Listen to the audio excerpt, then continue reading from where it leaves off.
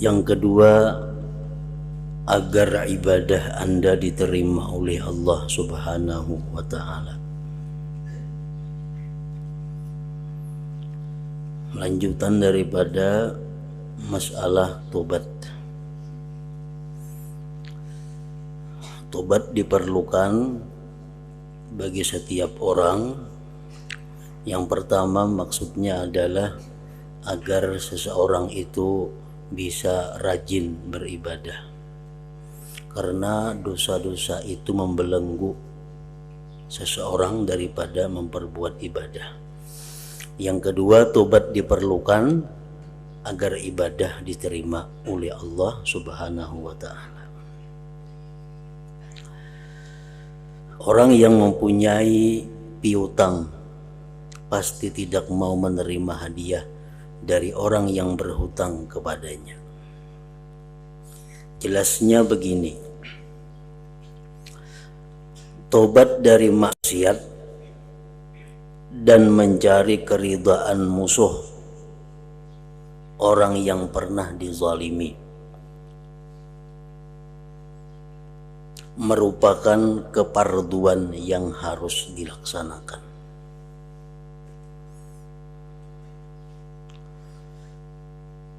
Tobat daripada dosa itu hukumnya adalah fardu, dan fardunya itu alal faur, bersegera. Memperlambat tobat merupakan dosa yang lain lagi. Jadi kalau kita melakukan dosa, itu sudah dicatat satu dosa. Apabila kita memperlambat tobat itu, maka ditambah lagi satu dosa, yaitu dosa israr. Orang yang tidak bertobat dinamakan israr, mengekali dosa. Nah, jadi bertobat dan minta halal, minta ridha kepada orang yang pernah dizalim merupakan keparduan yang harus mesti dilaksanakan.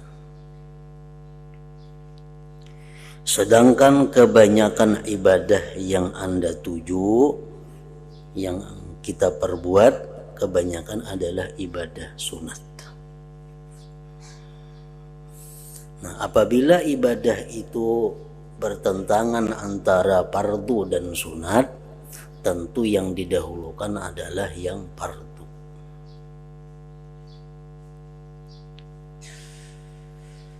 Umpamanya kita ada qadaan. Nah, qadaan didahulukan daripada melaksanakan yang sunat. Qadaan sembahyang fardu masih banyak lagi. Nah, itu kita kada boleh melakukan sembahyang sunat, karena yang fardu masih ada dalam tanggungan kita. Nah, demikian halnya dengan tobat daripada dosa, minta ampun, minta halal kepada orang yang pernah dizalim, itu adalah satu keparduan.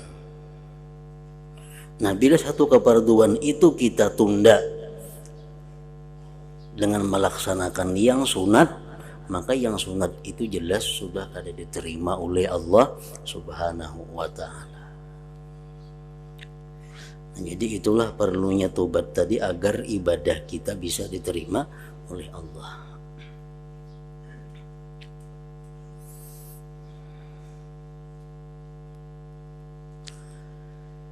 Diterimakah hadiahmu, maksudnya hadiahmu ibadah sunatmu, padahal hutangmu yang sudah masaknya membayar keparduan belum Anda lunasi? Diterimalah? Tentu tidak. Tentu tidak. Jadi orang yang banyak sembahyang qadaan fardu, inya sembahyang witir digawinya, sembahyang duha, sembahyang hajat, sembahyang nang sunat-sunat, itu jelas sudah tidak diterima oleh Allah Subhanahu wa ta'ala. Mestinya waktunya itu digunakan untuk membayar yang fardu. Maka itu juga orang yang ada hutang dosa kepada manusia, mestinya yang segera dikerjakannya itu minta ridha dulu, minta halal. Hanya inya melakukan ibadah-ibadah yang sunat itu. Patutkah Anda meninggalkan perkara halal dan perkara yang diperbolehkan, sementara itu Anda terus-menerus mengerjakan keharaman? Tentu tidak. Pantaskah Anda menyampaikan pengaduan kepada Allah Ta'ala, memohon dan memujinya, sedangkan Allah murka kepada Anda lantaran dosa-dosa Anda? Tentu tidak. Artinya kita ada usah memikirkan memuji Allah, berdoa kepada Allah, kalau masih banyak hal-hal yang sebelumnya itu yang wajib kita laksanakan.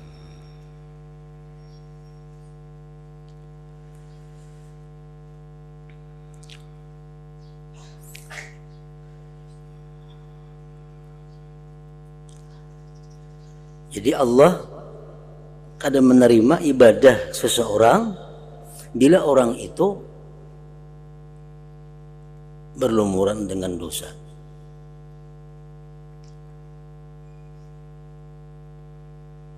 Allah kadang akan memberi ganjaran, kadang akan memberi pahala kepada satu ibadah yang mana orang yang beribadah itu belum tobat daripada dosa-dosanya.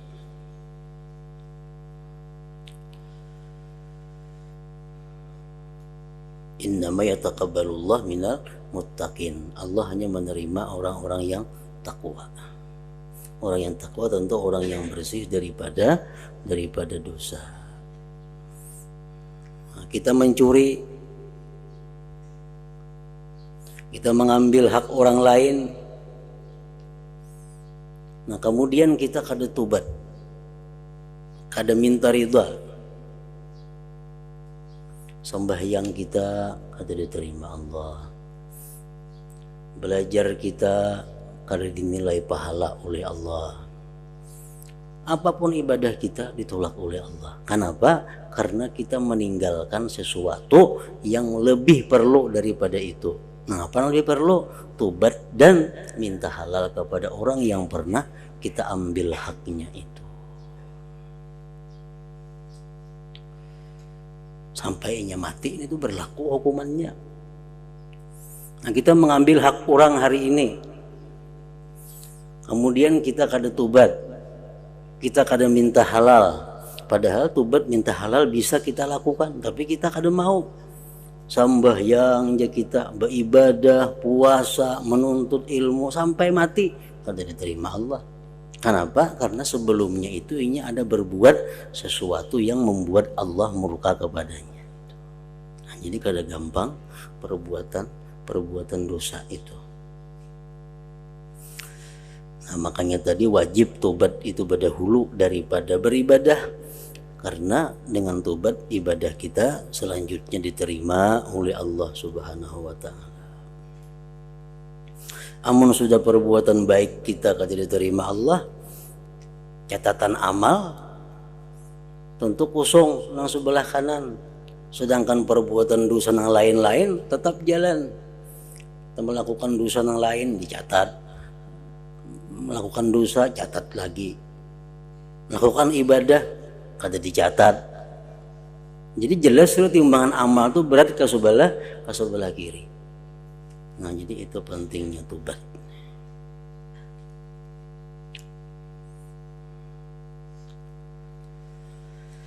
Ini adalah keadaan lahiriah orang yang bermaksiat secara terus-menerus. Ini adalah keadaan lahiriah orang yang bermaksiat secara terus-menerus. Nah, jadi kita berbuat dosa sekali umpamanya, Tapi kita kada tobat, kita dihukumkan terus menerus. Nah, kita berbuat dosa hari ini, nah kita kada langsung tobat, kita dihukumkan orang yang selalu berbuat dosa. Nah itu israr.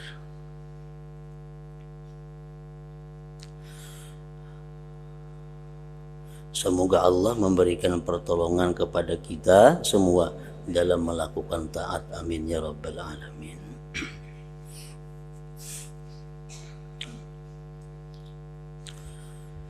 Andai kata Anda bertanya, apakah arti tobat yang nasuh itu? Tobat nasuha. Dalam Al-Quran Allah berfirman, ya ayyuhalladzina amanu tubu ilallah taubatan nasuha. Hai orang-orang yang beriman, tobatlah kamu kepada Allah taubatan nasuha, tobat yang nasuha. Apa itu arti tobat nasuha? Apakah batasan tobat yang nasuh itu?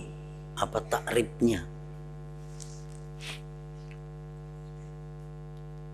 Dan apa pula yang sayogianya dilakukan oleh seseorang agar bisa keluar dari semua dosa? Kayak apa caranya supaya kita ini keluar daripada dosa-dosa yang pernah kita lakukan itu?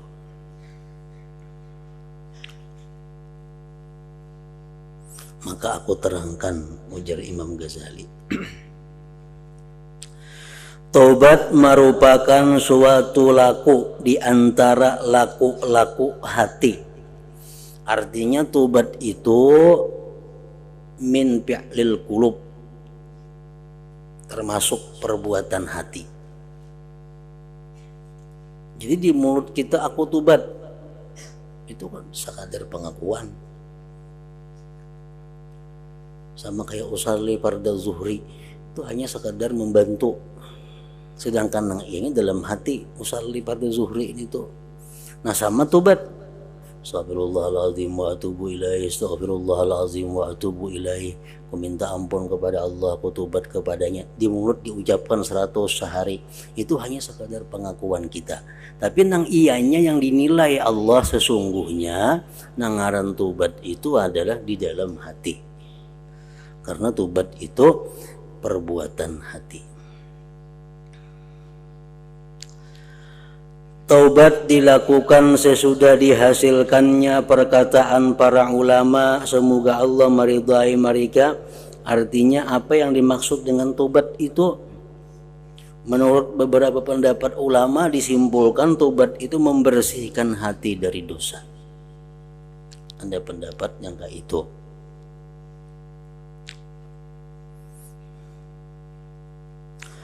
Nah, menurut pendapat guru daripada Imam Al-Ghazali, Abu Bakar Al-Warraq berkata, beliau tentang batasan tobat.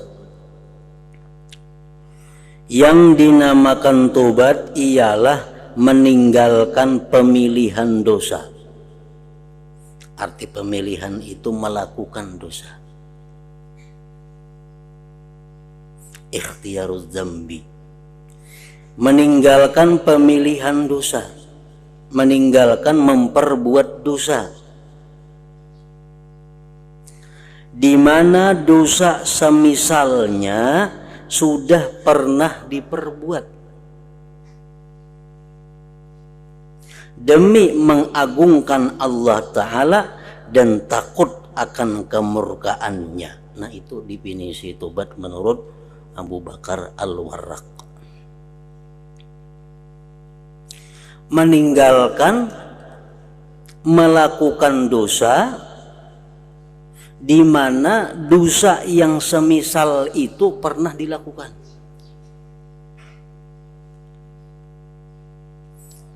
dengan semata-mata mengagungkan dan takut kepada Allah.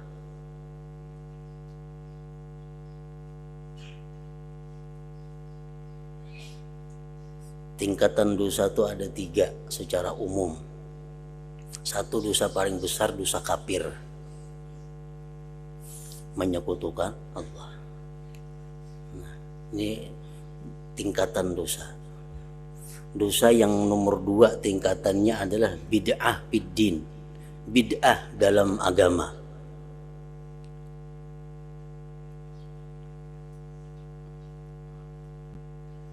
Dosa yang nomor 3 tingkatannya adalah dosa-dosa lain.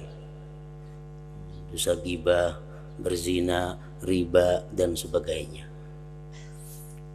Nah, jadi tingkatan dosa itu ada 3 hal tadi.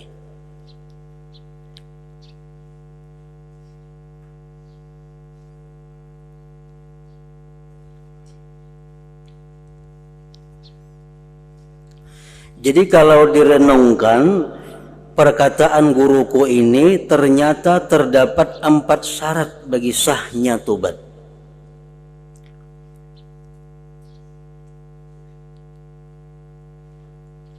Satu, meninggalkan pemilihan dosa.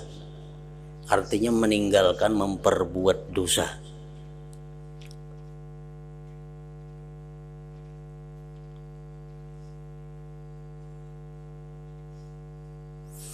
Yaitu hamba seseorang harus menempatkan hatinya dan membersihkan niatnya untuk tidak akan kembali kepada dosa tersebut.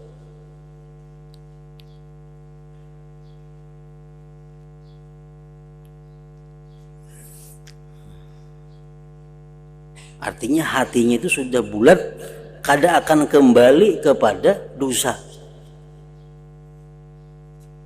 Adapun jika seseorang meninggalkan laku dosa maksiat tetapi di hatinya masih ada bayangan hendak kembali lagi berbuat dosa, atau tidak mempunyai maksud hendak kembali namun hatinya ragu-ragu,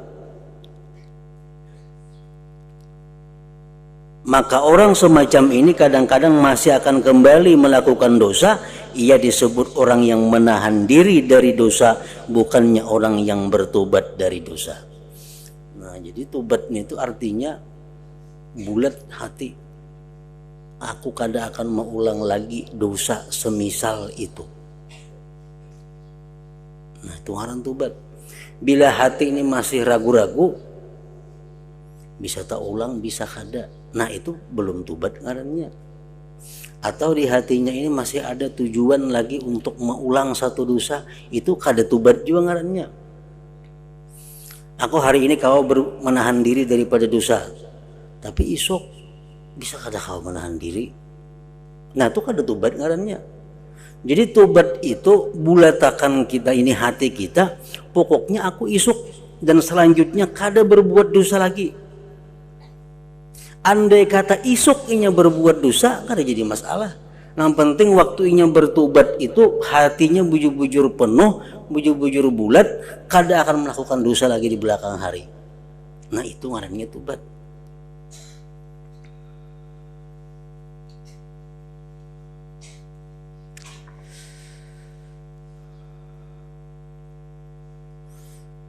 Pertama itu. Yang kedua, bertobat dari dosa semisal yang sudah pernah diperbuat. Bertobat dari dosa semisal yang sudah pernah diperbuat. Nah, orang misalnya pernah melakukan minum arak. Nah, minum arak ini dosa nang tingkatannya nomor 3. Tadi kan dosa kafir yang pertama, bid'ah nomor 2, yang ketiga cabang-cabangnya ya kayak ini, minum arak, zina, riba, dan sebagainya. Jadi tingkatan yang nomor 3. Nah, bertobat dari dosa semisal yang sudah pernah diperbuat. Jadi kalau kita umpamanya minum arak, hendak tobat. Jadi tobat kita itu kada hendak lagi mengulang perbuatan itu minum arak, sekaligus dosa-dosa yang sederajat dengan minum arak itu. Nah, kayak itu maka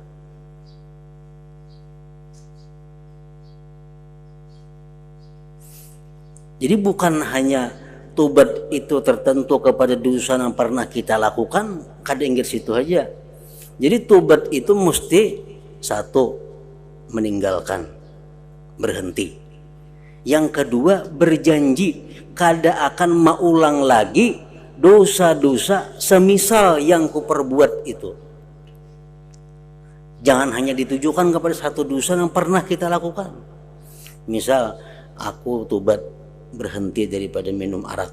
Nah, yang kedua, aku berjanji kada akan minum arak lagi. Itu kada cukup lagi. Jadi mesti berjanji kada akan minum arak dan melakukan dosa-dosa yang sederajat dengan itu minum arak. Nah, itu.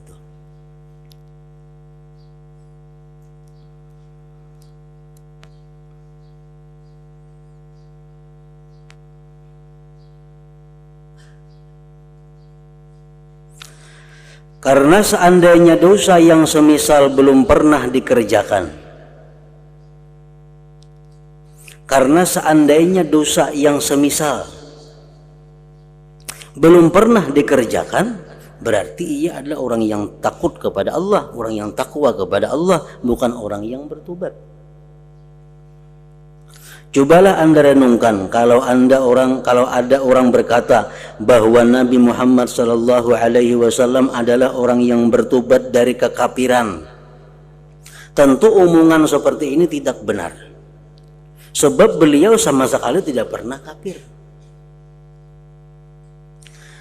Lain halnya umpama disebutkan bahwa Sayyidina Umar adalah orang yang bertobat dari kekafiran, maka perkataan ini benar karena beliau memang pernah kafir.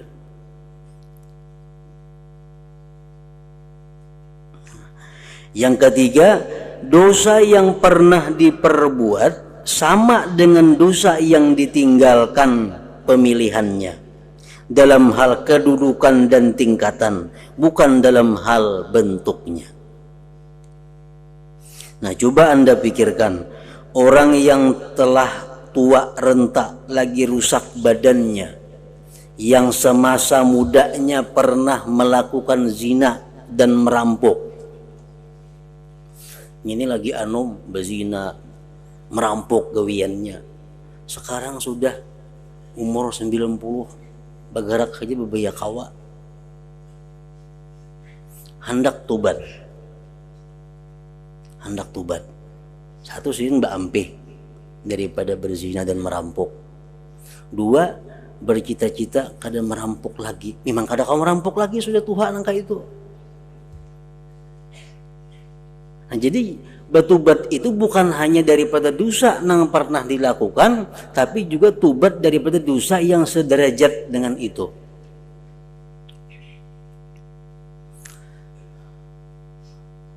Apabila hendak bertobat tentu bisa karena pintu tobat belum lagi tertutup. Namun ia tidak mungkin meninggalkan pilihan berzina atau merampok sebab sudah tua dan rusak tubuhnya.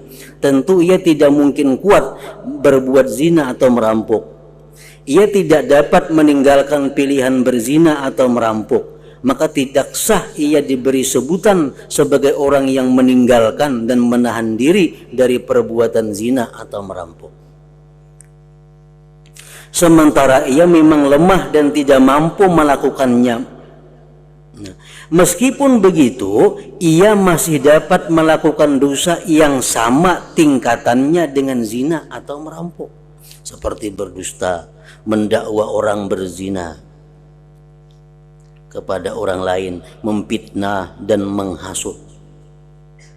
Sebab semua ini adalah tindak maksiat. Walaupun dosa itu bertingkat-tingkat dalam setiap tindak maksiat sesuai dengan kadarnya masing-masing. Hanya saja maksiat-maksiat yang disebutkan ini berada dalam kedudukan yang sama, yaitu di bawah tingkatan bid'ah. Sedangkan bid'ah berada di bawah tingkatan maksiat kufur.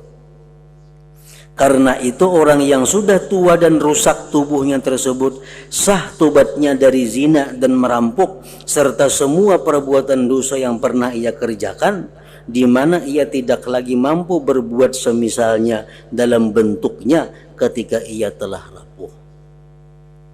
Nah, jadi artinya bercita-cita kada akan lagi mengulang dosa yang dilakukan itu dan yang semisalnya. dan yang semisalnya. Yang keempat, meninggalkan pilihan dosa itu hanyalah demi mengagungkan Allah Azza wa Jal serta takut akan kemurkaan dan kepedihan siksanya. Nah, 4 hal itulah syarat sah tobat menurut Abu Bakar Al-Warraq. Jadi pertama tadi berhenti. Yang kedua bertobat daripada dosa yang semisalnya, menyesal daripada melakukan dosa yang semisalnya. Yang ketiga, tidak akan mengulang lagi terhadap dosa-dosa itu dan yang semisalnya. Yang keempat, meninggalkan pilihan dosa itu hanya demi mengagungkan Allah Azza wa Jal serta takut akan kemurkaan dan kepedihan siksanya. Jadi itu maka ngaran tobat. Jadi kita bertobat itu bukan hanya menyesal, bukan hanya berhenti, bukan hanya berniat kada ulang lagi terhadap dosa yang pernah itu, tetapi juga kita buat kada akan memperbuat dosa yang sederajat dengannya itu.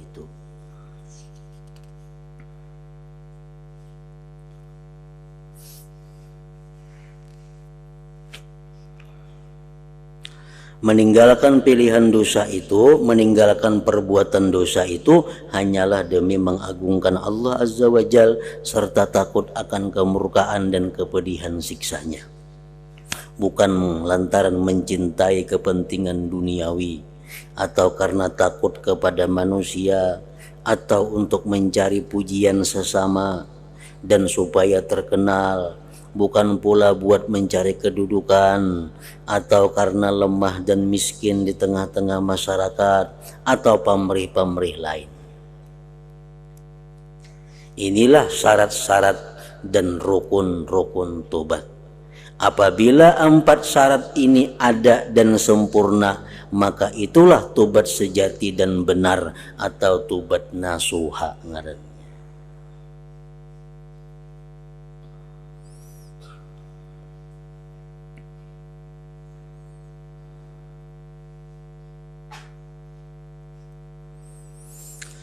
Adapun hal-hal yang mesti dikerjakan sebelum tobat ada 3.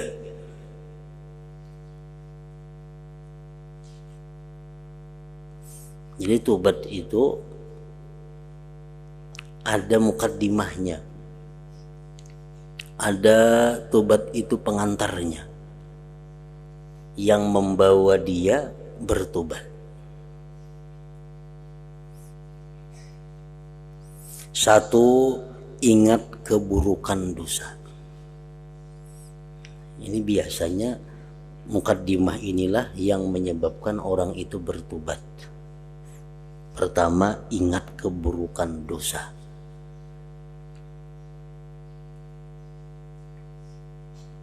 Apa keburukan dosa?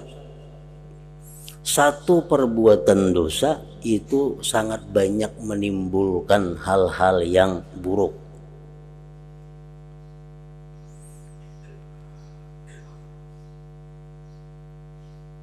Pertama, keburukan dosa itu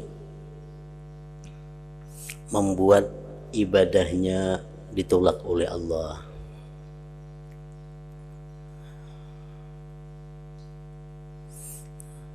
Keburukan dosa, amun aku berdosa macam ini nah, aku sembahyang kada ada nilainya, aku bersedekah kada ada nilainya di sisi Allah, aku berbakti kepada ini kepada itu kada ada harganya di sisi Allah. Ingat keburukan dosa.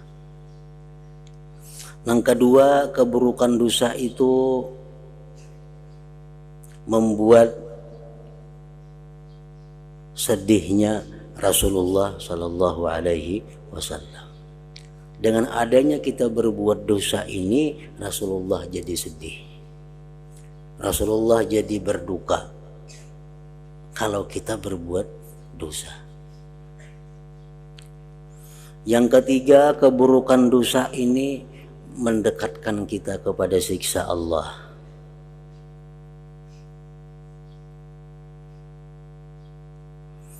Yang keempat, keburukan dosa ini kalaunya kita orang yang disayangi Allah, mempersempit rezeki. Tuh orang-orang yang disayangi Allah nih, kalau ini berbuat dosa rezekinya macet. Tapi kalau orang-orang yang kada disayangi Allah, nya makin berbuat dosa makin lancar rezekinya. Kenapa? Karena istidraj, lanjuran dari Allah.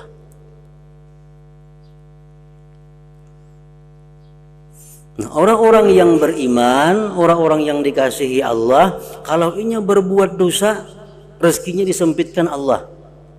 Tujuannya apa? Supaya orang ini sadar. Ini orang disayangi Tuhan, Bang.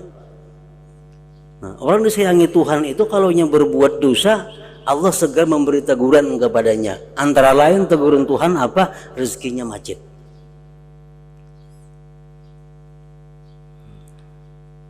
Nah, ingat keburukan dosa.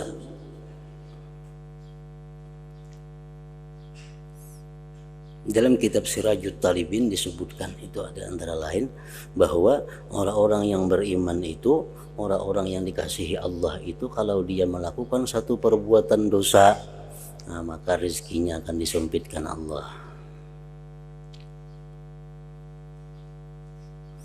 Yang kedua, mukaddimah tobat itu, ingat sakitnya siksa Allah bagi orang yang berdosa yang tentu tidak tertahan oleh Anda.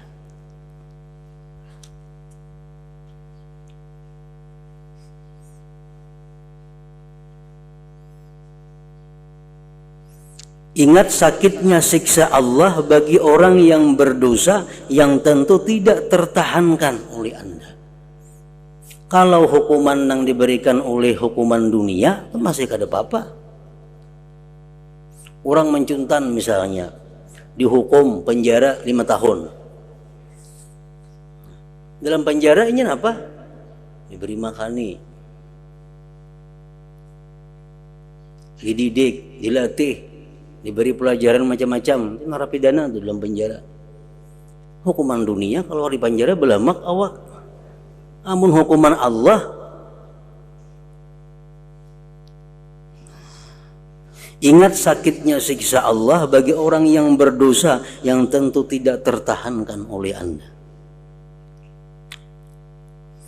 Yang ketiga, ingat akan kelemahan diri Anda dan sedikitnya daya upaya Anda dalam menghadapi siksa Allah itu.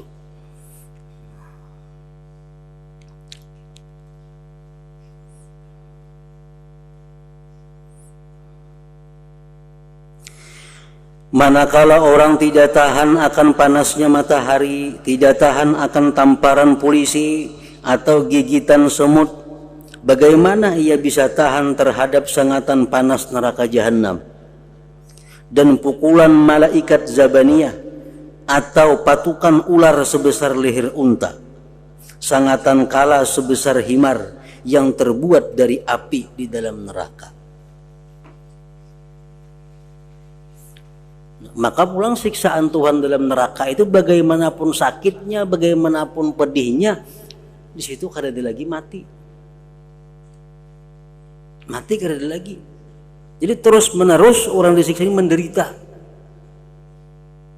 Kenapa kada ada lagi mati? Karena mati sudah dicabut oleh Allah. Mati sudah disembelih.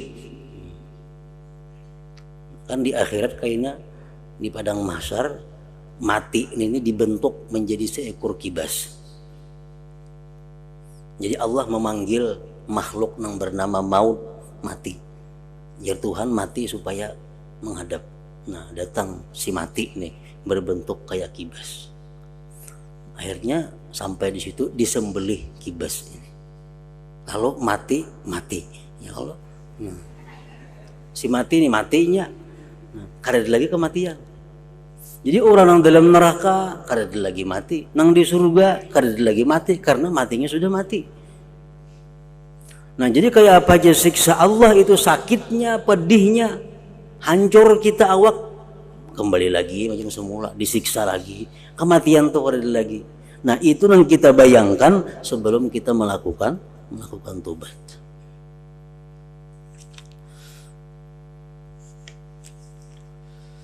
Sangatan kala sebesar himar yang terbuat dari api di dalam neraka, tempat siksa dan kerusakan. Nah, mampu kada kita? Tentu tidak akan tahan.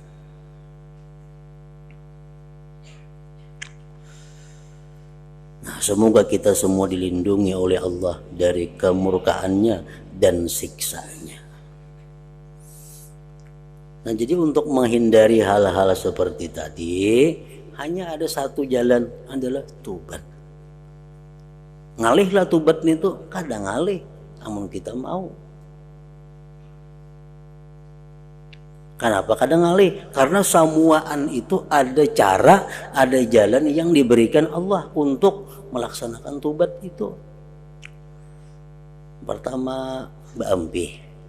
Yang kedua, menyesal. Yang ketiga, kada hendak lagi memperbuat dosa itu dan yang seumpamanya. Yang keempat, bertobat itu semata-mata takut kepada Allah. Nah, yang kelima, kalau ada hutang piutang dibereskan. Kada kau membayari, minta halal. Minta halal. Dulu aku pernah lawan ikam berhutang sekian juta. Malah kau lagi membayari. Hartaku sudah habis, apa itu ini. Si A ini mau kada mau selesai. Ujarnya aku kada meridai. Nah, aku kada meridai. Tapi karena ini sudah memohon keridaan lawan si A ini, kena Allah akan meridakannya. Tapi kalau kita belum memohon keridaan itu, Allah kada akan meridakan. Kita pernah mencuri punya seseorang, mencuri duit 100.000 umpamanya, tobat kepada Allah, anak mengembalikan gak ada lagi duitnya. Nah padahal aku pernah mencuntan duit ikam 100.000, tapi aku minta halal lawan ikam, minta ridho, nah aku lagi mengganti. Nang digantikan apa? Duitnya kada ada lagi, nang dijual kada ada lagi, nang apa? Ujar nang itu, aku kada meridai. Kamu tuntut kena di akhirat. Nah, tapi kita sudah minta ridha lawan inya nih.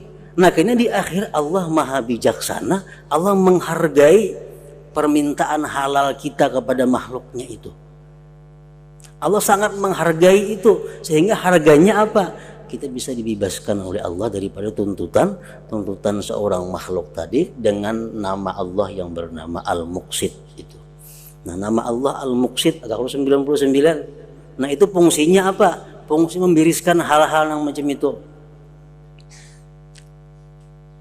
Macam bujuran kaki Tuhan mencuntan ampunnya bujur. Kenapa kita mau ada mengganti? Kenapa nanti ganti akan? Orang sudah minta ridha nih, sudah minta ampun, minta halalnya kada mau. Nah Tuhan menghargai itu dengan namanya Al-Muqsit, selamat orang ini. Nah jadi kada ada ngalihnya. Walaupun tobat tuh ngalih kada. Asal ada kemauan daripada orang yang hendak bertobat tadi.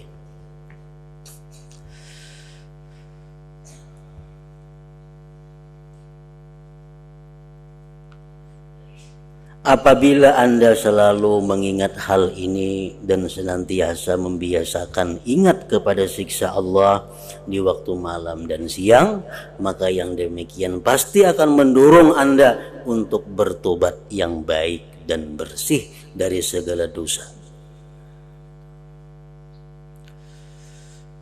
Mudah-mudahan Allah memberikan taufik dengan anugerahnya kepada kita. Amin ya rabbal alamin.